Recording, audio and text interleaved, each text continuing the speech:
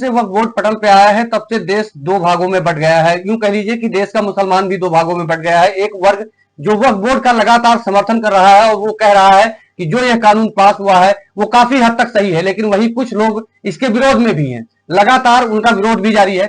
इन तमाम सवालों के साथ इस समय हम मौजूद हैं इमाम एसोसिएशन के अध्यक्ष मौलाना साजिद रशीदी जी के साथ, जो लगातार टीवी डिबेट पर आपने इनको देखा होगा। सर, आपका बहुत बहुत स्वागत है। बहुत शुक्रिया। बहुत सर, ये जिस दिन से वक्फ बोर्ड का बिल आया है, लगातार ओवैसी काफी मुखर हैं और वो लगातार इस पर निशाना साध रहे हैं कि ये मुसलमानों के हक और हुकूक को छीनने का काम कर रहा है। आप इसको किस नजर में देखते हैं? देखिए, वक्फ बिल में ऐसा तो कुछ है नहीं कि उसके मुसलमानों के अधिकारों का इसमें कुछ हनन होगा, लेकिन एक बड़ी बात यह है कि बीजेपी भी कहीं ना कहीं इस बिल को लोगों तक पहुंचाने में नाकाम रही है। बीजेपी ने मुसलमानों तक इस बिल को पहुंचाया नहीं है। जिन लोगों के पास तक ये पहुंचा है उनको समझ में आया है कि हाँ, ये बिल ऐसा नहीं है कि इस्लाम धर्म के खिलाफ हो, मस्जिदों के खिलाफ हो। और अगर कोई ऐसी बात होगी तो ऐसा तो है कि भाई मुसलमान जो है इस देश से चला गया, हम आवाज उठाएंगे उसके लिए। बिल्कुल। रही बात अवैसी की, ओवैसी एक सियासी पार्टी के लीडर है, यकीनी तौर पर बीजेपी के वो कट्टर हरीफ हैं और उनको ये बात उठानी चाहिए। क्यों नहीं उठाएंगे? वो बिल्कुल उठाएंगे। विपक्ष में जो होता है आवाज उठाता ही है। ये तो कांग्रेस के जमाने में भी रहा है। कांग्रेस के जमाने में बीजेपी मुखर होकर बोलती थी किसी भी बिल के खिलाफ, किसी भी बात के खिलाफ। ये तो सियासी बातें हैं। दूसरी बात ये है कि अवैसी साहब जो है, खुद हैदराबाद में आप जाके देखिए, बहुत सारी प्रॉपर्टियों पर वक्फ बोर्ड की काबिज है। उनके जो कॉलेजेस हैं, मेडिकल कॉलेज वगैरह, स्कूल्स वगैरह, वो कहीं ना कहीं वक्फ बोर्ड की जमीनों पर है।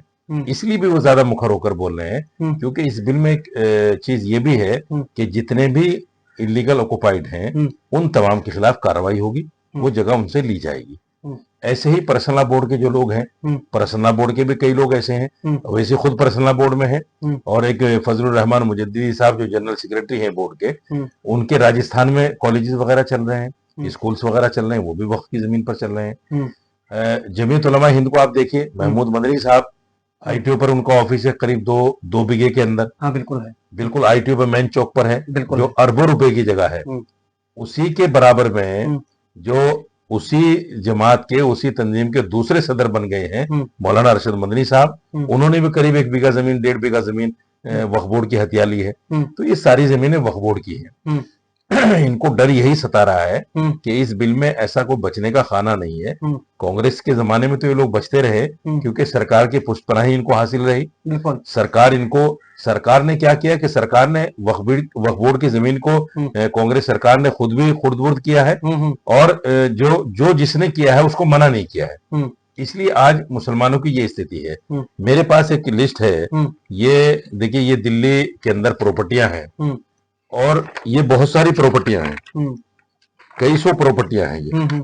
और ये आप देखेंगे 29 बीघा, 1 बीघा, 1 बीघा, 11 बिस्वा, 12 बिस्वा, 1 बीघा, 2 बिस्वा, ये इस तरह से जो है 13 बीघा, ये इस तरह से ये प्रॉपर्टीज हैं, वक्फ है। ये वक्फ की प्रॉपर्टी हैं जो करीब 250 बीघा जमीन बनती है दिल्ली के अंदर। अब 250 बीघा जमीन को अगर आप सर्किल रेट का किराया भी जोड़ लें तो ये कई हजार करोड़ होता है। बिल्कुल। सर्किल रेट का किराया कई हजार करोड़। ये सारी जगहें वक्फ बोर्ड की कांग्रेस सरकार ने, केंद्र सरकार और उसकी एजेंसी, दिल्ली सरकार और उसकी एजेंसियों के कब्जे में ले रखी थी। आज भी है। ये कांग्रेस के जमाने से है। अगर कांग्रेस मुसलमानों की हितैषी थी तो कांग्रेस को ये जगह छोड़ देनी चाहिए थी। और कांग्रेस ने तो 65 साल राज किया है। कांग्रेस को चाहिए था कि गुरुद्वारा प्रबंधक कमेटी की तरह एक कमेटी बनाकर मुसलमानों की ये सारी प्रॉपर्टियां उसके नाम कर देनी चाहिए और मुसलमान इसका खुद संचालन कर दे। यही बात मैं बीजेपी के लिए भी कहना चाहता हूं। हालांकि मैं बीजेपी का हिमायती हूं, लेकिन मैं फिर भी कहना चाहता हूं कि अगर आप मुसलमानों के हितैषी हैं, मुसलमानों को इस प्रॉपर्टी से लाभ देना चाहते हैं, तो इसका एक वाहिद रास्ता है कि इसकी गुरुद्वारा प्रबंधक कमेटी की तरह कमेटी बनाइए और ये प्रॉपर्टी मुसलमानों को सौंप दीजिए ताकि गरीब मुसलमानों तक ये प्रॉपर्टी जा सके। जब तक ये प्रॉपर्टियां सरकारों के पास रहेंगी, मुसलमानों को या किसी भी कौम को इसका फायदा नहीं होगा। बिल्कुल। सबसे बड़ी बात मौलाना जी यही बात सामने निकल कर आ रही है कि आज अगर आप जिस दिन से ये बिल पटल पे आया है, पास हुआ है, राष्ट्रपति जी की मुहर लगी है, उस दिन से अगर हम ओवैसी की वीडियो उठाकर देखें, जितने उन्होंने सभाएं की हैं, जितने लोग, वो एक तरह से भड़काने का काम कर रहे हैं। क्या देश का जो गरीब मजलूम मुसलमान है, क्या उसको इस तरह से आग में झोंक देना, उनको सड़कों पे उतार देना, उनको पथराव के लिए प्रेरित करना, या उनके ऊपर जब उनको गोली लगती है या उनके ऊपर कार्रवाई होती है तब ये लोग नहीं बोलते, लेकिन इस तरह से लोगों को भड़काना और उकसाना कहां तक जायज है? देखिए, आपने पिछले 10-12 सालों में ये देखा होगा, जो हिंदू धर्मगुरु हैं, हाँ, वो हिंदुओं को भड़का रहे हैं ये कहकर कि रामनवमी के जुलूस पर मुसलमान पथराव करता है, और जितने भी हमारे धार्मिक जुलूस हैं उनके लिए बाधा बनता है मुसलमान, जुलूस सही से निकालने नहीं देता, उनके ऊपर पत्थरबाजी करता है, और मुसलमान जो है वक्फ के नाम पर हमारी जमीनों पर कब्जा करता है। तो उससे जो आम हिंदू है उसमें कहीं ना कहीं मुसलमान के खिलाफ नफरत जाएगी, क्योंकि इलिटरेसी जो है दोनों तरफ है, हिंदू भी अनपढ़ है, मुसलमान भी ज्यादा अनपढ़ है। तो जो अनपढ़ लोग हैं वो धर्म के नाम पर कहीं ना कहीं उत्तेजित हो जाते हैं, धर्म के नाम पर जज्बाती हो जाते हैं, वो दोनों तरफ से हैं। इसलिए हिंदू धर्मगुरु इधर से इस काम को कर रहे हैं और अवैसी बंधु जैसे लोग इधर से इस काम को कर रहे हैं। तो यकीनी तौर पर मुसलमान जब धर्म का नाम आता है, या हिंदू कोई भी हो, जब धर्म का नाम आता है तो वो जज्बाती हो जाता है, वो सोचता है कि नहीं, अब धर्म पर हम आघात नहीं होने देंगे, चाहे हमें अपनी जान का बलिदान देना पड़े। आपने देखा कई मौतें इस तरह की हो गई हैं। एक लड़के को आपने देखा होगा, मस्जिद के ऊपर जाकर झंडा फहराया और उसको गोली लग गई। अब ये जांच का विषय है, जांच चल रही कि किसी ने गोली मारी, लेकिन उसकी जान तो चली गई ना, वो धर्म के नाम पर हुआ। संभल में आपने देखा 3 लड़कों की जान चली गई, गोली लग गई। अब किसने मारी किसने नहीं मारी ये सारी चीजें जांच का विषय है, लेकिन जान तो चली गई। तो सवाल ये है कि दोनों तरफ से ये काम हो रहा है और ये राजनीति हो रही है। और कई जगह ऐसा भी देखा जाता है, अभी मैंने एक वीडियो देखी कल परसों, 2-3 हिंदू लड़कों को पकड़ा गया जो मंदिर में गाय का मीट डालने का काम कर रहे थे बुर्का पहनकर। तो ये इस तरह की जो हरकतें होती रही हैं, हो रही हैं, खैर ये तो दोनों तरफ से, ये दोनों तरफ से जारी है। दोनों तरफ अगर ऐसे देखो तो बहुत चीजें आएंगी। मैं उसी बात कर रहा हूं। सबसे बड़ी बात यह है कि अब ये चर्चा शुरू हो गई है कि दूसरा शाहीन बाग बनेगा। अगर दूसरा शाहीन बाग बनेगा तो मौलाना साजिद रशीदी किस तरफ रहेंगे? नहीं, देखिए, शाहीन बाग बनाना या लोगों को सड़कों पे लाना ये मसले का हल नहीं है। कानून एक रास्ता है। जो लोग कानून के लिए सुप्रीम कोर्ट गए हैं, चाहे वो कांग्रेस के लोग हों, आम आदमी पार्टी के लोग हों, परसला बोर्ड के लोग हों, जमीयत के लोग हों, जो कानून का रास्ता अपनाने वो अच्छी बात है, ये संवैधानिक अधिकार है। प्रोटेस्ट करना भी हमारा संवैधानिक अधिकार है।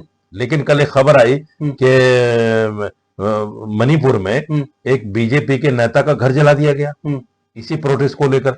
तो जहां इस तरह का प्रोटेस्ट हिंसक होगा वो संवैधानिक तो नहीं हो सकता, उसमें कहीं ना कहीं जान जाएगी, मुसलमान की जाए हिंदू की जाए, जान तो जान होती है। देश का एक नागरिक जाएगा, कोई भी जाएगा, हिंदू या मुसलमान, तो मैं समझता हूं कि ये अच्छा नहीं है। और इस तरह से लोगों को भड़काना, भड़काकर सड़कों पे लाना, ये किसी तरह भी संविधान सम्मत नहीं हो सकता। अगर आपको लोगों को सड़कों पे निकालना है तो जिस तरह जंतर मंतर पे आपने अभी एक प्रोग्राम किया था, तमाम लोग उसमें, जो परसना बोर्ड के लोग, जमीयत के लोग, फला लोग थे, तो इस तरीके से संवैधानिक अधिकारों को सामने रखते हुए कीजिए, ये आपका संवैधानिक अधिकार है। लेकिन लोगों को सड़कों पे निकाल देना, भड़काकर और उनको उत्तेजित करके, तो इससे कहीं ना कहीं प्राइवेट प्रॉपर्टी को भी नुकसान होगा और सरकारी प्रॉपर्टी को भी नुकसान होगा और कहीं ना कहीं जान का भी नुकसान होगा।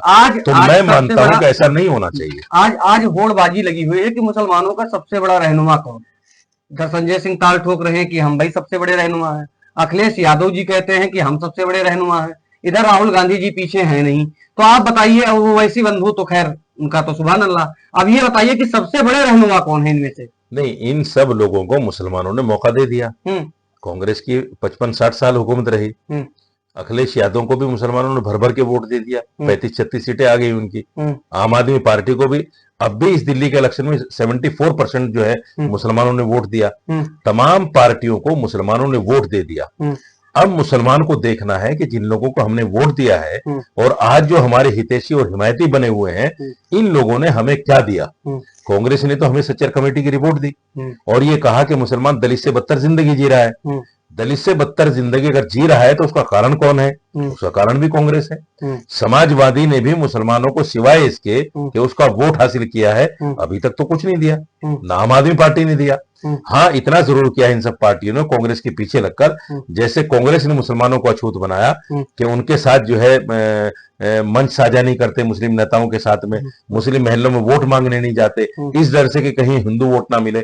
यही काम समाजवादी कर रही है, यही काम इस इलेक्शन में जो है आम आदमी पार्टी ने किया है। तो जो पार्टियां हमें अछूत बना रही हैं और हम वोट भी उन्हीं को दे रहे हैं, तो मुसलमानों को तो कम से कम सोचना चाहिए कि यही पार्टियां हमें अछूत बना रही हैं और इन्हीं को हम वोट दे रहे हैं।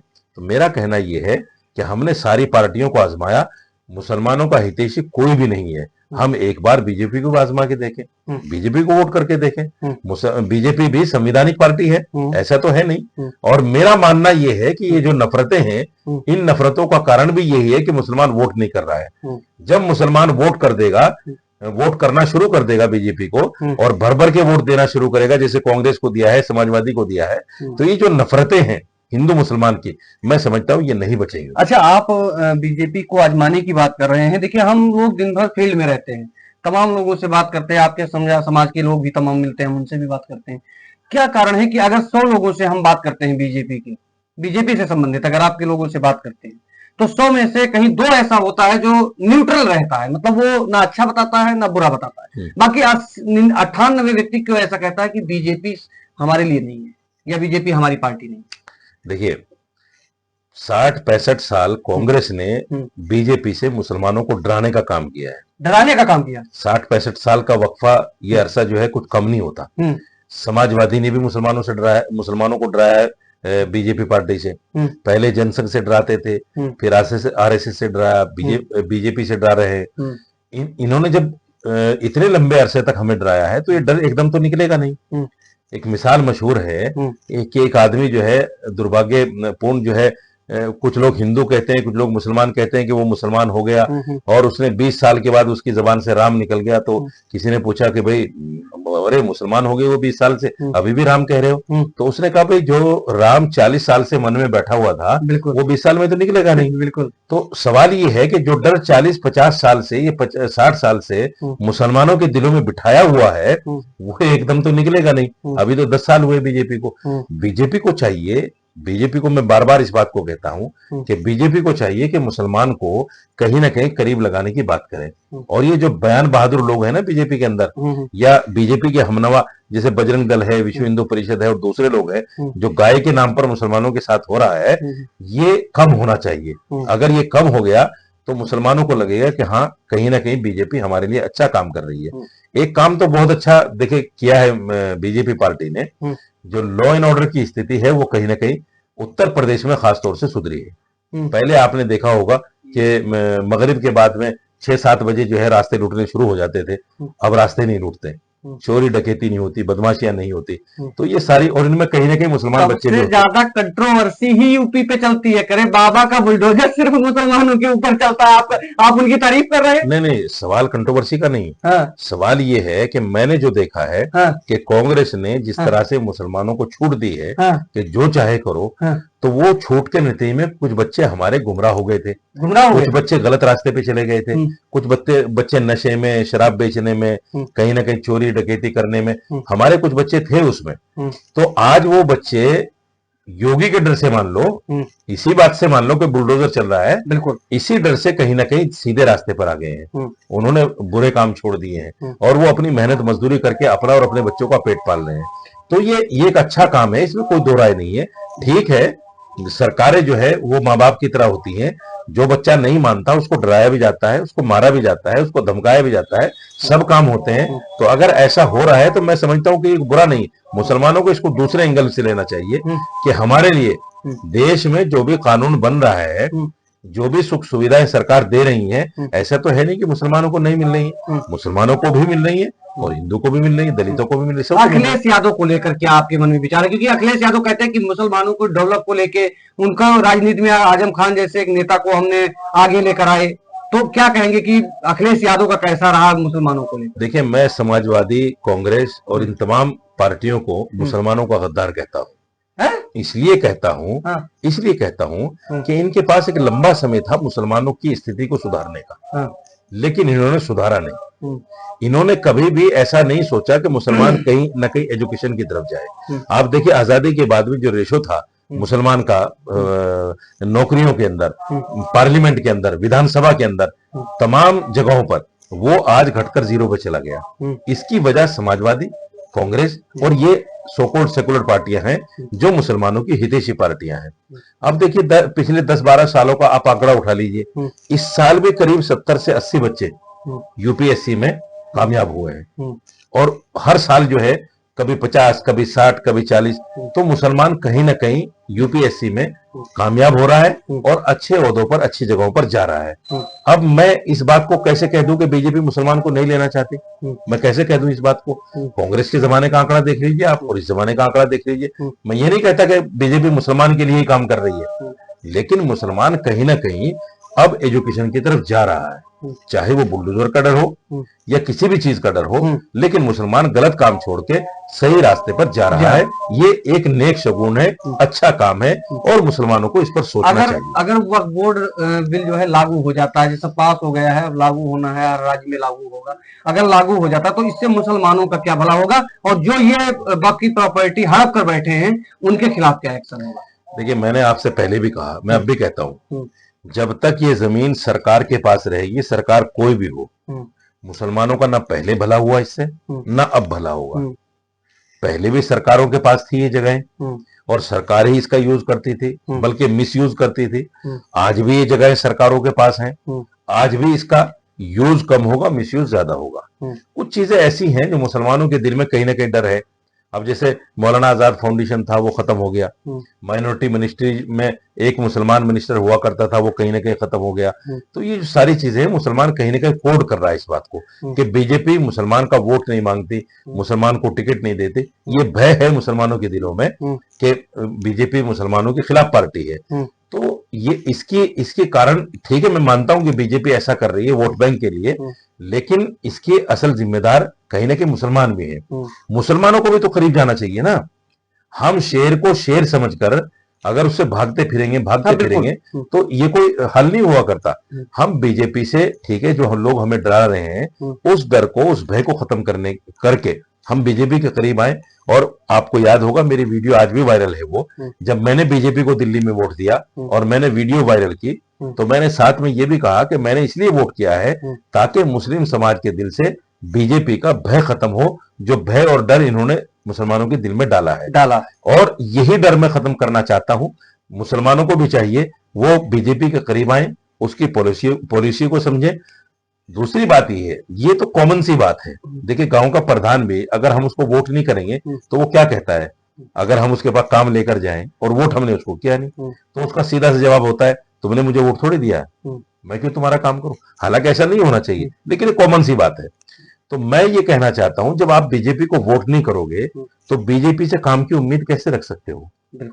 बीजेपी को जब हम वोट करेंगे, उसको सपोर्ट करेंगे, वोट देने के बाद हम कह सकते हैं, और डंके की चोट कह सकते हैं, अधिकार के साथ कह सकते हैं कि आप हमारे अधिकारों का हनन नहीं कर सकते, क्योंकि हम भी आपके वोटर हैं, हमने भी आपको वोट दिया है। तो मुसलमानों को चाहिए कि आंख बंद करके इन तमाम पार्टियों को आपने आजमा लिया है, बीजेपी को भी एक बार आजमा के देखो, उसके करीब लगो। और जो डर, जो भय मुस्लिम समाज में बीजेपी की तरफ से है, या बीजेपी के उन गंदी सोच के लोगों के दिलों, बयानों की वजह से है, उनको नकार कर कि ये ऐसे लोग हैं, जब हम बीजेपी में घुस जाएंगे, बीजेपी में वोट देना शुरू कर देंगे, तो ये जो लोग नफरती लोग हैं ना, ये अपने आप में छट जाएंगे। या तो बीजेपी छोड़ के भाग जाएंगे, या फिर अपना जो है मॉरल डाउन करके फिर मुसलमानों को अच्छा दोस्त समझकर उनके करीब लगने की बात करेंगे। जी, तो ये